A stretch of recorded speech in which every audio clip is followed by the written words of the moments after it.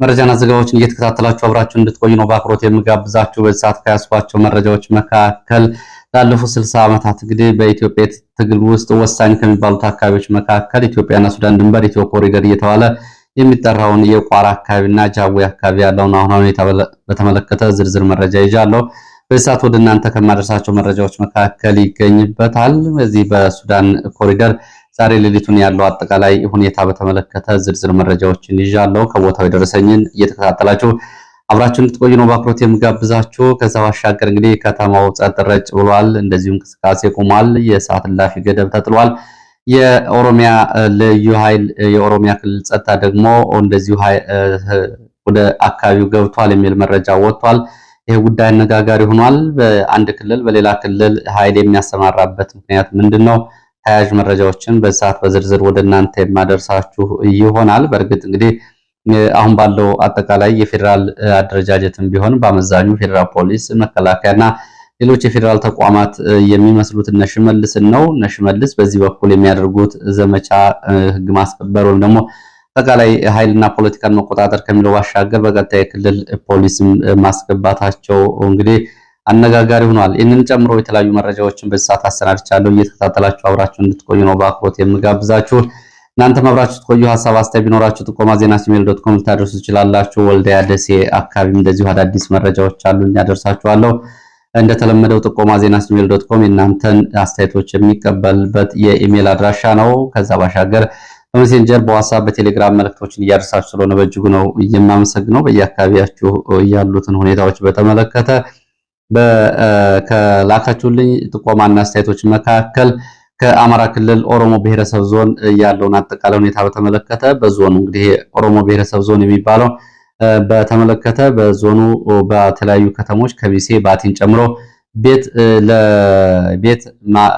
የቤት መስሪያ ቦታ ለማግኘት በማህበር የተደራጁ በርካታ አባላት ቢኖሩም እንግዲህ የዚህም ክልል ውስጥ እንግዲህ የአማርኛ ተናጋሪ ናቸው በሚል ማህበራቶቹን የማፍረስ እንቅስቃሴና በማህበራቶቹ በገዳ ውሳኔ ተወስኖ ነው ቤት የሚሰጣችሁ የሚል ውሳኔ ተግባራዊ እየተደረገ መሆኑንና እንግዲህ አማራ ክልል ውስጥም ጭምር ይሄ በአማራው ላይ እየተፈጸመ ያለውን ግፍ ሁሉም ሊያውቀው ይገባል በሚል ከዚህ ከፍርድ ቤት ከፍትህ ባሻገር እንግዲህ አባገዳዎች የሚሏቸው ያቋቋሟቸው ሽማግሌዎች እነዚህ ደግሞ የሁሉም ነገር የበላይ ሆነው እነሱ ናቸው የሚወስኑት።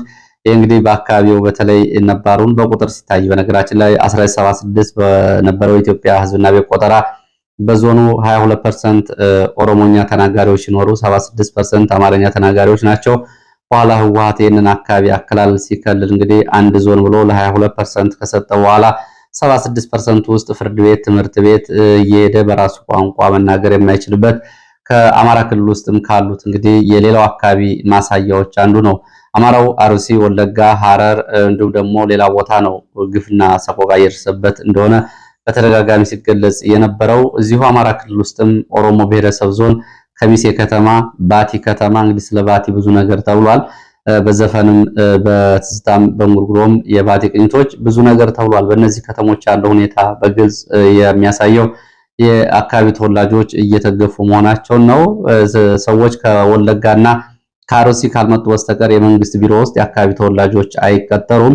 ይሄ ደግሞ እንግዲህ ከዛ ከሰሜን ኦሮሚያ ከሚለው ፕሮጀክት ጋር አካባቢን የማስተሳሰር ፕሮጀክትም ሆኖ ነው የሚታዩ የሚል ጥቆማ አድርሳችሁኛል። ቦታዎች 01፣ 02፣ 03 የሚሉ መጠሪያዎችና የቀበሌ አስተዳደር ስያሜዎች ሙሉ በሙሉ ስማቸው እየተለወጠ መሆኑን የሚገልጹ ጥቆማዎችን አድርሳችኋል። እንግዲህ አብይ አህመድ በተከታታይ ለሮመዳን መልእክት ልክላችሁ ነበር። ከልጅነታችን ጀምሮ ስለናንተን ሰማ ነበር፣ እናንተን መጥቼ ማየት ደስተኛ ነኝ በሚል ከ3 ሳምንት በፊት ወደ አካባቢ የተናገረው ንግግር በቀላሉ የሚታይ አይደለም። የፖለቲካ እንድምታና አክራሪ ኦሮሞዎች ሰሜን ኦሮሚያ የሚሉት ፕሮጀክት ልዩ ምልክትና ይህንን እየሰራ ሆነው እናንተ አትቀድሙኝም በሚል በኦሮሞ ፖለቲካ ፉክክርና ቦታ መያዣም ጭምር ማሳያ እንደሆነ እና ያንን ተከትሎ እየተደረጉ ያሉ ተግባራት ደግሞ አሁን በክልሉ የአማራ ክልል ነው። የአማራ ፖሊስ፣ የአማራ አድማ ብተና መለዮዎች አሉ፣ ምልክቶች አሉ። እነሱን አርማዎች ጭምር በመጣል የኦሮሚያ ክልልን የክልላዊ አርማ በፖሊስ አልባሳት ዩኒፎርሞች ላይ እና መለዮዎች ላይ በማሰፋት ጭምር የሚደረገው እንቅስቃሴ እንግዲህ ክልሉን ከውስጥ ወደ ውጭ የማፍረስም አንድ ተግባርና የነሽመልስ አንድ ሌላው እዛ አካባቢ ያለ የጉዳይ ማስፈጸሚያ አካባቢ እንደሆነ ነው እየተገለጸ ያለው። ለማንኛውም እንግዲህ ያው ጥቆማዎቻችሁ ደርሰውኛል። ወደ መረጃዎች ሲሄድ እንግዲህ እስኪ ከኑሮ ውድነቱ እንጀምር። በአዲስ አበባ ያለው አጠቃላይ የኑሮ ውድነት ይታወቃል። ይህንን ተከትሎ በዓለም አቀፍ ደረጃ በቤት ኪራይ እንደዚሁ በአፍሪካ ደረጃ በተለይ በቤት ኪራይ ውድ ከተባሉ 10 ከተሞች አዲስ አበባ ከቀዳሚዎቹ አንዷ ሆናለች። እንግዲህ ሁሉም የሚያውቀው ነው። አዲስ አበባ በመከተል የደቡብ አፍሪካው ከተማ ኬፕ ታውን እና እንደዚሁ ደግሞ የሩዋንዳዋ ኪጋሊ ተከትለዋል። እንግዲህ እነዚህ ከተሞች በአፍሪካ ለነዋሪዎቻቸው እጅግ አስቸጋሪ ከፍተኛ የቤት ኪራይ ዋጋ ውድነት ያለባቸው በሚል ነው ስማቸው ወደፊት የወጣው። ከዚህ ጋር በተያያዘ የነዳጅ ዋጋ ጭማሪ ትላንትና ይፋ ተደርጓል። የትራንስፖርት ዋጋም ከቀጣዩ ሳምንት ጀምሮ ማስተካከያ በእነሱ ቋንቋ ማስተካከያ ይደረግበታል። ግን ጭማሪ ነው የሚደረግበት፣ ጭማሪ ይደረግበታል። ይህም እንግዲህ ሌላው አሳሳቢ ጉዳይ ነው። ይሄ ባለበት ሁኔታ እንግዲህ ደግሞ ኢትዮጵያን በተመለከተ የሚወጡ ሪፖርቶችም ኢትዮጵያ በፖለቲካ፣ በማህበራዊ ጥበቃ፣ በጋዜጠኞች፣ በነፃ ሀሳብን የመግለጽ መብቶችና በተያያዥ ጉዳዮች አሁን ደረጃዋ እጅግ እያሽቆለቆለ ታይቶ የማይታወቅ ሁኔታ ወደታች እየወረደ ነው የሚገኘው። ሰሞኑን የወጣው እንግዲህ በትላንትናው ዕለት የወጣ የሰብአዊ መብት ሪፖርት አለ። የጋዜጠኞችና የሰብአዊ መብት ተሟጋቾችን በተመለከተ የወጣው ሪፖርት እንደሚያሳየው እንግዲህ ኢትዮጵያ እጅግ አሳሳቢ ደረጃ ላይ ነች። እንደዚሁም ደግሞ ዓለም አቀፍ የሚዲያ ተቋማት እነ ሲፒጄ እና ሌሎቹ ደግሞ ባወጧቸው ሪፖርቶች ደግሞ በዓለም የፕሬስ ነፃነት ምዘና ደረጃዎች ኢትዮጵያ ደረጃዋ ከነበረበት እጅጉን ማሽቆልቆሉን የሚገልጹ ናቸው። ከተሰጠው 100 ነጥብ ውስጥ ኢትዮጵያ እያገኘችው 36.9 በመቶ በአማካይ በማግኘት ከ180 ሀገራት ምዘናው ከተሰራላቸው 180 ሀገራት ኢትዮጵያ 145ኛ ደረጃ ላይ ትገኛለች። ይህም እንግዲህ ባለፈው ዓመት 141ኛ ነበረች። በዚህ ዓመት 4 ደረጃዎችን ወደ ታች በመንሸራተትና ማሽቆልቆል 145ኛ ሆናለች። ይሄም ያለው እንግዲህ በኢትዮጵያ ውስጥ የፕሬስ ነፃነትንና በተለይ ከጋዜጠኝነትና ሐሳብን ከመግለጽ አንጻር ያለው ጉዳይ አሳሳቢ የሆነ መምጣቱን በደንብ የሚያሳይ ነው። ከዚህ ጋር በተያያዘ እንግዲህ የተለያዩ ልኬቶችና መስፈርቶችን ያቀረቡ ጥያቄዎች ተሰርተዋል። በጸጥታ አመላካች መስፈርቶች ኢትዮጵያ 157ኛ ደረጃ ላይ ተገኝታለች ከ180 ሀገራት። በማህበራዊ አመላካች መጠይቆችና መስፈርቶች 146ኛ ደረጃ ላይ መሆኑን ነው ሪፖርቱ የሚያሳየው። በፖለቲካ መጠይቆችና መስፈርቶች 139ኛ ደረጃ ላይ መሆኗን ገልጿል። እንግዲህ እንደ ሪፖርቱ ከሆነ ኢትዮጵያ በፊት በተለይ 2018 ለውጥ ሲመጣ የፕሬስ ነፃነት አንጻር ይዛቸው የነበረውን ደረጃዎችና ያሳየቻቸው መሻሻሎች አሁን ሙሉ በሙሉ ተቀልብሰው ወድቀዋል ሲል እንግዲህ ሪፖርቱን አጠቃሏል። ከዚህ ጋር በተያያዘም እንደዚሁ በሐሳብን በነፃነት ከመግለጽ ጋር በተያያዘ የአንጋፋው ዶቼ ቬለ ጋዜጠኞች በዚሁ ባለፈው ወር መጀመሪያ መታገዳቸው ይታወቃል። በትላንትናው ዕለት ዶቼ ቬለ ባወጣው መረጃ 7ቱ ጋዜጠኞች በኢትዮጵያ ውስጥ የሙያ ፈቃዳቸው ታግዶ የነበሩ 7ቱ እገዳቸው በጊዜያዊነት እንደተነሳላቸው ሲገልጽ 2ቱ ግን በቋሚነት ከስራ እንደታገዱ ነው ዶቼ ቬለ እየገለጸው። የኢትዮጵያ መገናኛ ብዙሃን ባለስልጣን ቀደም ብሎ እንግዲህ የሙያ ስነ ምግባርን አያከብሩም፣ በዘገባዎቻቸው ላይ ይህንን አጉድለዋል በሚል የስነ ምግባር ጥሰት ፈጽመዋል በሚል ጋዜጠኞችን ማገዱን ዶቼ ቬለ ሲገልጽ ነበረ። እንግዲህ ዶቼ ቬለ በኢትዮጵያ ውስጥ ተወዳጅ ከሆኑትና እንደዚሁም ደግሞ በርካታ አድማጭ ተመልካቾች ካሏቸው በአገልግሎት ዘመናቸውም ረጅም ዘመናትን አየር ላይ ከቆዩ የአማርኛ ስርጭቶች መካከል የጀርመን ድምጽ ሬዲዮ ተጠቃሽ ነው። እንግዲህ ስለ ጀርመን ድምጽ ሬዲዮ ነው እየተወራ ያለው። በዚህ የጀርመን ድምጽ ራዲዮ እንግዲህ በዚህ በትላንትናው ዕለት ባወጣው ዘገባ የ7ቱ ጋዜጠኞች የዘገባ ፍቃድ ሲሰጥ 2ቱ ግን በቋሚነት መታገዱን ገልጿል። ዶቼ ቬለ ድርጊቱን ተቃውሞታል። በተለይ በአማራ ክልል ያለውን ጦርነትና ግጭት በተመለከተ ገለልተኛ ዘገባዎች እንዳይወጡ ለማድረግ የተደረገው ውሳኔ ነው በሚል እንደዚሁ ተቃውሞታል። ከዚህ ጋር በተያያዘ ባለፈውም የዓለም አቀፍ የጋዜጠኞች መብት ተሟጋቾች ሲፒጄ፣ ሪፖርተር ዊዛውት ቦርደርስ ሲፒጄን ጨምሮ እነዚሁ ይህንን ድርጊት ሲያወግዙት ነበረ። ሌላው እንደዚሁ በኢትዮጵያ ላለፉት 8 ዓመታት አየር ላይ የቆየው አሻም ቴሌቪዥንም ትላንትና ሙሉ በሙሉ ከሚዲያ አገልግሎት ውጭ መሆኑን ቦርዱ በሰጠው መግለጫ አስታውቋል። አሻም ቴሌቪዥን ትላንትና በሰጠው መግለጫ እንግዲህ በከፍተኛ የበጀት እጥረት ላለፉት 8 ዓመታት በኢትዮጵያ አስቸጋሪ የሚዲያ ሁኔታ ውስጥ መቆየቱን ገልጾ አሁን ከዚህ በላይ ግን ለመቀጠል የሚያስችል በጀት ስለሌለ ከትላንት ጀምሮ ሚዲያው ሙሉ በሙሉ መዘጋቱን ነው። በሚኒስትሪ ሚዲያ፣ በማህበራዊ ሚዲያዎች እንዲሁም ደግሞ በሌሎቹ የሚዲያ ፕላትፎርሞች አሻም የሚል ሚዲያ ካሁን በኋላ የለም። እሱን ወክሎ የሚሰራ ጋዜጠኝነት ዘገባም ካለ እሱ የኔ አይደለም ልታውቁት ይገባል ብሏል። ያው ይሄም አሳዛኝ ነው። እንግዲህ በኢትዮጵያ ውስጥ ሚዲያዎች እየከሰሙ እየተዳከሙ ጋዜጠኞች እየተሰደዱ ነው የመጡት። በአንጻሩ ደግሞ እንግዲህ ኢትዮጵያ ውስጥ ብዙ ሰዎች ቅሬታ እንደሚያነሱት መደበኛ ሚዲያዎች ትልልቅ ቁም ነገሮችና ጭብጦችን ከሚያስይዙት ይልቅ በተለይ የማህበረሰብ ባህልና ወግ ባፈነገጠ መልኩ በተለይ ማህበራዊ ሚዲያዎች እንደ ቲክቶክ እና ሌሎቹ በህዝቡን ቀልብ በመያዝ የተረጋጋ ትውልድና እንዲሁም ደግሞ አስተዋይና ሰላሳይ ትውልድ እንዳይመጣ አድርገዋል የሚሉ ቅሬታዎች እየበዙ ነው የመጡት። በሌላ በኩል መንግስት የፖለቲካ፣ ኢኮኖሚ፣ ማህበራዊ እንዲሁም ደግሞ ሞጋች ሀሳብ የሚያመጡ ሚዲያዎችን ይዘጋል፣ ያዳክማል፣ አይደግፍም። በሌላ በኩል ደግሞ ይሄኛው ትውልዱን እንደዚሁ እንግዲህ የመንግስት ባለስልጣናትም ጭምር ባህሪያቸው በዛ ልክ ነው የሚገለጸው። እንደዚህ አይነት ሚዲያዎች ደግሞ እንደዚሁ እንግዲህ ገንፍለው የወጡበትና ይሄኛውን ሸፍነው የወጡበት ምክንያት አንዱ ይሄ ነው። እንግዲህ የትውልድ ሞራልም የሚል ጉዳዮች እየተነሱ ነው የሚገኙት።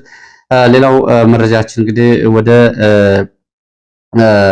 በቋራ ቀጠና ያለውን መረጃ ማስከተል ነው። እንግዲህ ወደዛ የማልፈው በኢትዮጵያና ሱዳን ድንበር በርካታ ኃይል ዛሬ ሌሊቱን መንቀሳቀሱን የዓይን እማኞች ገልጸዋል።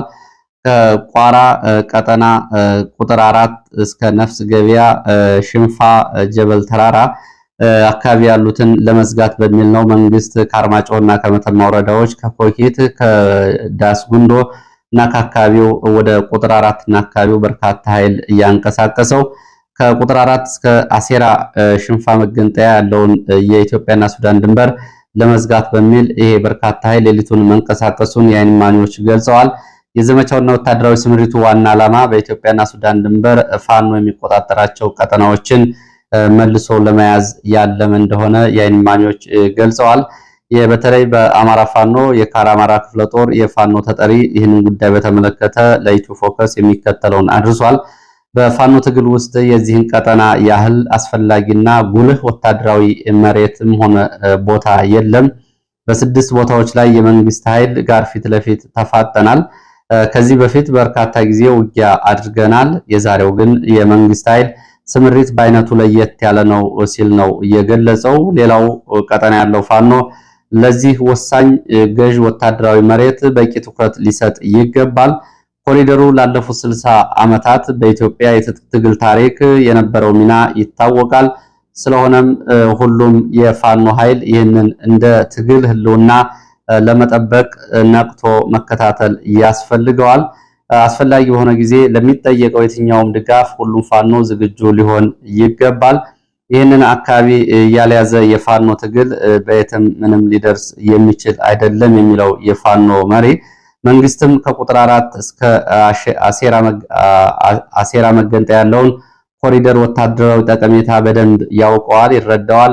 እኛም ጠንቅቀን እናውቀዋለን። መጠነ ሰፊ ወታደራዊ ዘመቻ ስምሪቱ ይህንን ታሳቢ ያደረገ ነው። እኛም ለዚህ ያጸፋ ሁለንተናዊ ዝግጅት አድርገናል። ከሌሊቱ 9 ሰዓት ጀምሮ ከፍተኛ ወታደራዊ እንቅስቃሴና ስምሪት በ6 ግንባሮች ቢኖርም እስከዚህ ሰዓት ድረስ ግን በአካባቢው የተለየ ውጊያም ሆነ የተቀሰቀሰ ተኩስ የለም ሲል ይህንን መረጃ ያደረሰ የፋኖ መሪ ይህንን ገልጿል። እንግዲህ ይሄ የኢትዮ ሱዳን ቀጠና ኮሪደር ከሚባሉት አካባቢዎች አንዱ የቋራ ቀጠና ነው። የቋራ ቀጠና እንግዲህ ከኢሃፓ ጀምሮ ላለፉት 60 ዓመታት በአካባቢው ከ5 በላይ የፋኖን የትጥቅ ትግል ጨምሮ ከ5 በላይ ትጥቅ ትግል ያደረጉ ድርጅቶች የሚንቀሳቀሱበት ቀጠና ነው። የዚህን ቀጠና ያክል አስፈላጊ ቦታ የለም ነው የተባለው። በተመሳሳይ በዚህ ትይዩ ባለው እንደዚሁ ወደ ጃዊ ወደ አዊ ጃዊም በዚህ በቋራ ትይዩ ባሉ ቦታዎች በተመሳሳይ ባለፉት 2 ሳምንታት ዘመቻ እንደቀጠለ ነው።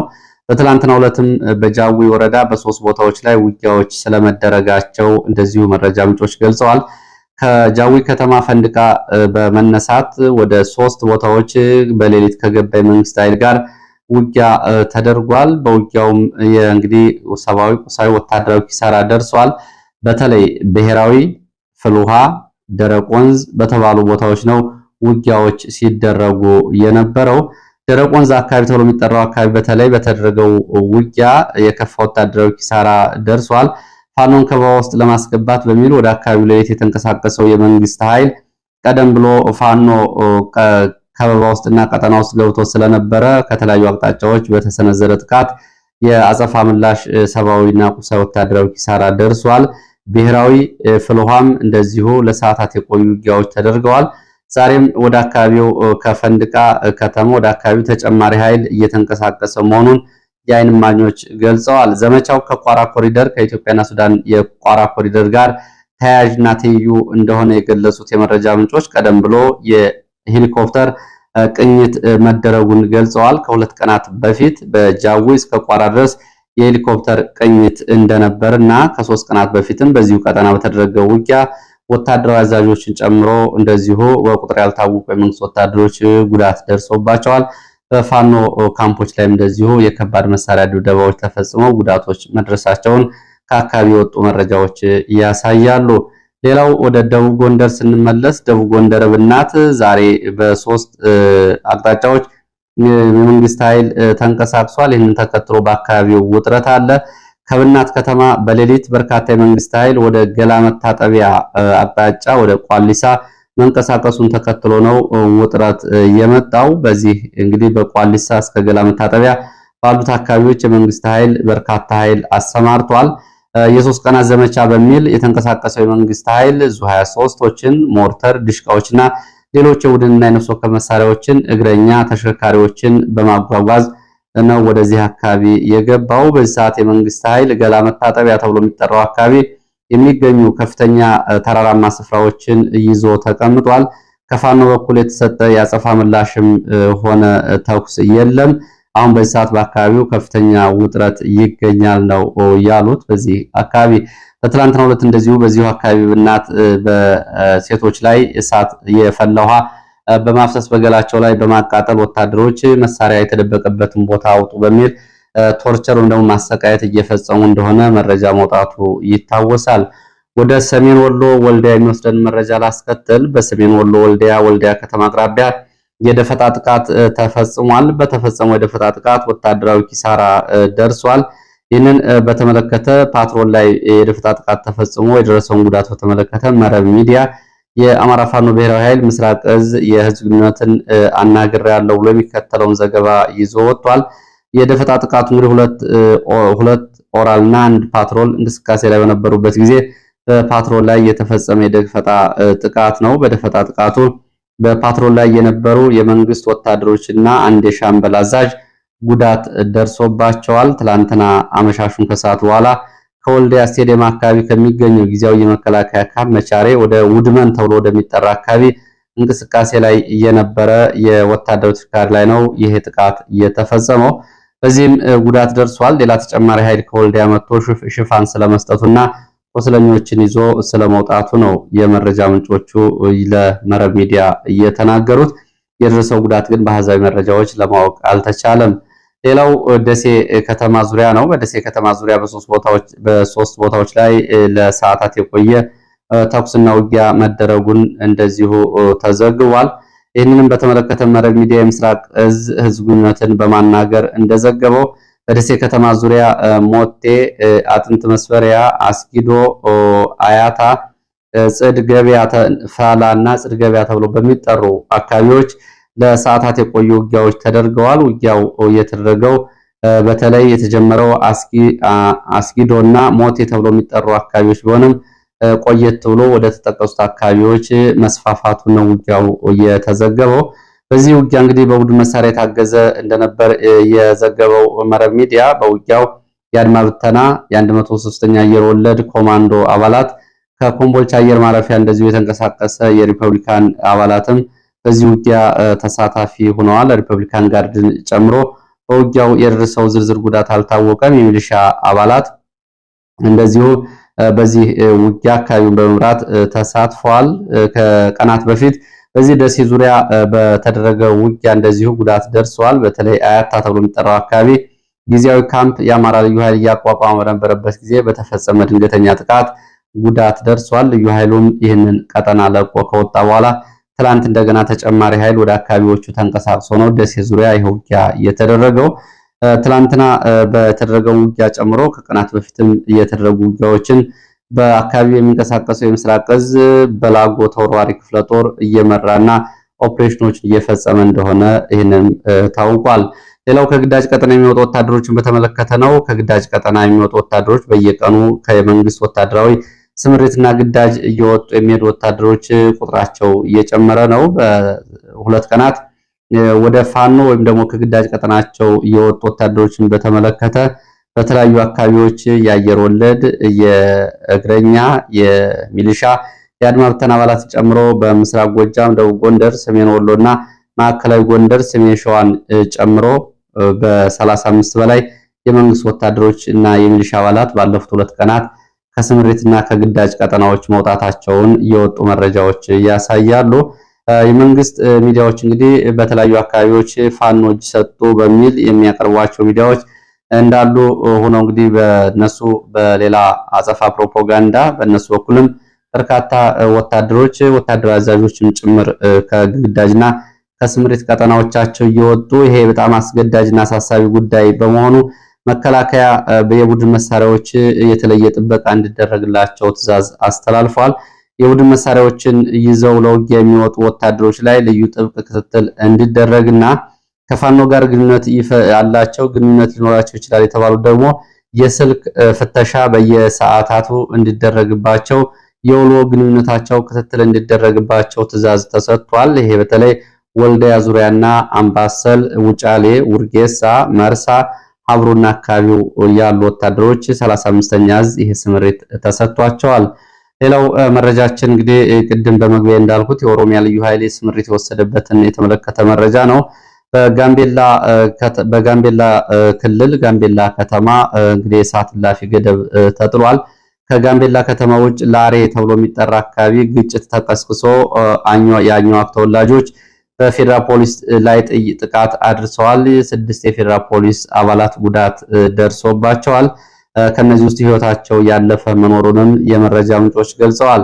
የአኝዋኮች ግጭቱን የቀሰቀሱት እንግዲህ የግጭቱ መነሻ ግጭቱን የቀሰቀሱት ሌሎቹ ለቀው ይውጡ ጋምቤላን የሚል ንቅናቄ ጀምረው እንደሆነ የሚወጡ መረጃዎች ያሳያሉ። ሌሎቹ ለቀው ይውጡ የሚሏቸው አኝዋኮች ሌላው እንግዲህ ኒውር እና ደገኛ ያሉትን ይህንን ደገኛ ያሉትን ሌላው ኢትዮጵያዊን እና ኒውሮቹ ለቀው መውጣት አለባቸው ጋምቤላ የኛ ነው በሚል አኝዋኮቹ ይህንን ግጭት ቀስቅሰው ፌዴራል ፖሊስ አባላት ላይም ጉዳት አድርሰዋል።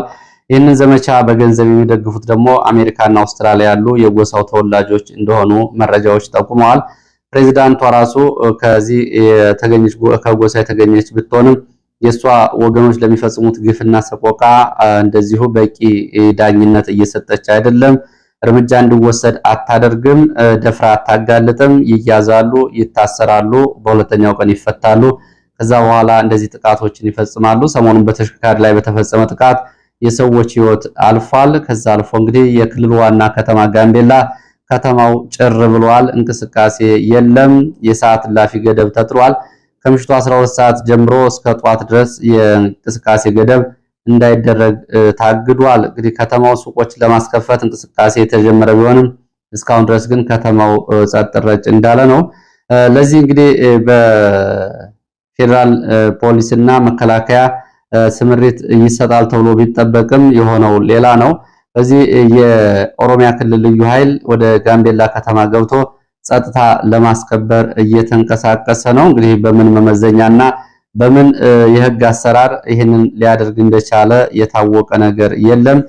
ተግባሩ የሚመለከታቸው የፌዴራል ፖሊስና መከላከያ ቢሆንም ወደ ሌላ ክልል ኃይል በማስገባት እንግዲህ ይህንን ግልጽ ፕሬዚዳንቷ ከነሽመልስ አብዲሳና የነሽመልስ አብዲሳ ፕሮጀክት ማስፈጸሚያ መሆኗን የሚያረጋግጥ ነው። እነሽመልስም እንግዲህ ጋምቤላን አንዱ የኤሊባቡር ክፍለ ሀገር አካል ነው በሚል በተደጋጋሚ ለሚያደርጉት እንቅስቃሴ እንደ ማሟሻ ወይም ደግሞ የመጀመሪያ ተግባር ነው።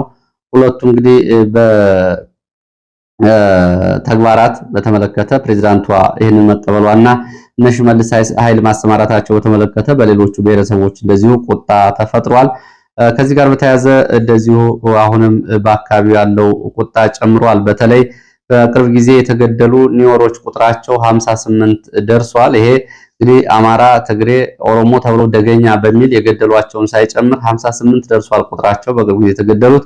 ስለዚህ እስካሁን ድረስ በቂ ፍትህ አላገኘንም፣ እኛም 58 የሚሆን አኝዋክ እንገላለን በሚል በጸጥታ ኃይሉ ጭምር ውስጥ ያሉት የፖሊስ አባላትም ጭምር በዚህ ስምሪት ውስጥ ናቸው። ሁለቱም አኝዋክና ኒወር የጸጥታ ኃይሎች አብረው አንድ ቦታ ተቀምጠው አሁን መተማመን የላቸውም። በዚህም ምክንያት ፌዴራል ፖሊስ የከተማውን ጸጥታ ለማስከበር እንቅስቃሴ ቢያደርግም በሱ ላይ እንግዲህ የአኝዋኮች ጥቃት ከፍተው ጉዳት አድርሰውበታል። አሁን ምን ያክል የኦሮሚያ ልዩ ኃይል ወደ ጋምቤላ ከተማ እንደገባ ግን የታወቀ ነገር የለም። ያለ ሕግና ያለ አሰራር ነው የኦሮሚያ ልዩ ኃይል ወደ ጋምቤላ ከተማ እንዲገባ እየተደረገ ያለው በፕሬዝዳንቷ የሚል ቁጣ ነው ያለው። ሌላው የመጨረሻው መረጃ ወደ ሱዳን የሚወስደን ነው። በሱዳን እንግዲህ ያለው ጦርነት 3 ዓመታትን ጨርሷል። ይህንን ተከትሎ ለሱዳን ፈጥኖ ደራሽ ኃይል ወታደሮችን በቅጥረኝነት ያቀርባሉ የተባሉ 4 ግለሰቦችና 4 ካምፓኒዎች እንደዚሁ ማዕቀብ ተጥሎባቸዋል በአሜሪካ መንግስት። በአሜሪካ ውስጥ ያለው ንግድ እንቅስቃሴዎቻቸውን ጨምሮ በኮሎምቢያና ሌሎች ሀገራት ያለ ማዕቀብ ነው የተጣለባቸው። እነዚህ ህፃናትን ሳይቀር ውትድርና ያሰለጥናሉ፣ እንዲሁም ደግሞ ለአርኤስኤፍ እንደዚሁ ያቀርባሉ በሚል ነው። እንግዲህ ከአርኤስኤፍ ጋር በተያያዘ ቅጥረኛ ወታደሮችን በማሰልጠንና ተያያዥ ጉዳዮች ላይ ሰሞኑ ሲወጡ የነበሩ መረጃዎች አሉ። አረብ ኤሚሬትስ ነች ይህንን የኮሎምቢያና የኒጀር የመካከለኛው ምስራቅ፣ የሩቅ ምስራቅ፣ የመካከለኛው ምስራቅ ተዋጊዎችን ቅጥረኞችን ከደቡብ ሱዳን ጭምር ሳይቀር እየመለመለች ለአርኤስኤፍ የምትሰጠው። አሁን ደግሞ የተከፈቱ የስልጠና ቦታዎችን በተመለከተ የወጡ መረጃዎች አሉ። ለዚህ ሰዓት የነበረ መረጃ ይህንን ነው። ስለተከታተላችሁ በእጅጉ አመሰግናለሁ።